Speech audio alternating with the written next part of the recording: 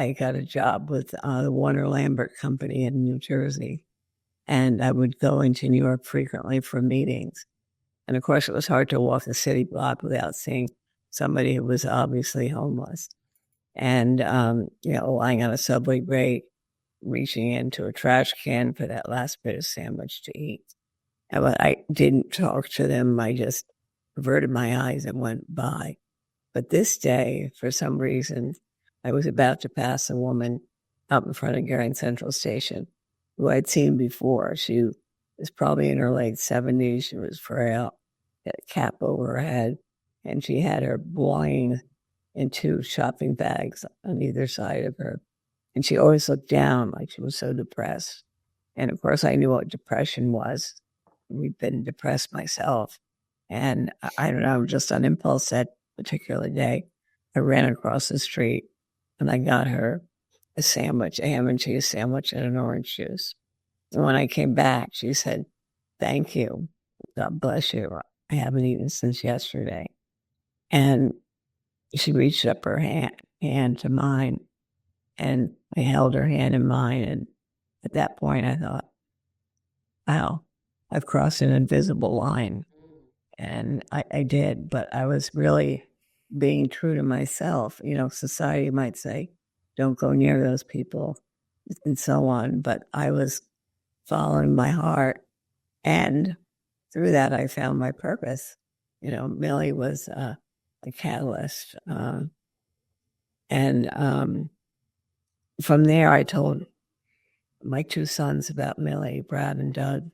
They were then about 10 and 12. And my youngest son, Doug, said, let's go find more people like Millie in New York. So we made 25 sandwiches and we rollerbladed around Central Park, giving out sandwiches to who we thought those who would need it. But we depleted our stack of sandwiches very quickly. So the next time we went in, we made 50 sandwiches, and we learned that people in Port Authority bus terminal, was they're sitting on a bench, they're not waiting for the bus, they're simply homeless. We got to know John and Arthur and Abe and Lucille, and many others by name. And so the sandwich became a vehicle to just say we cared. Go there and we'd sit down and talk with some of them. And I don't know, it just seemed like the right thing to do.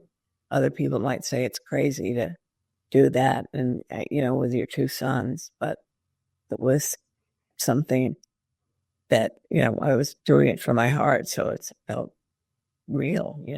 It was real. And then the ones we got to know really well, I decided I wanted to invite them to Thanksgiving dinner, so I went in a couple of weeks before and gave them bus tickets, and I told them I'd pick them up at the bus stop. And the thing about that is, I'm not a very good cook, and and I've never cooked Thanksgiving dinner ever. I still haven't.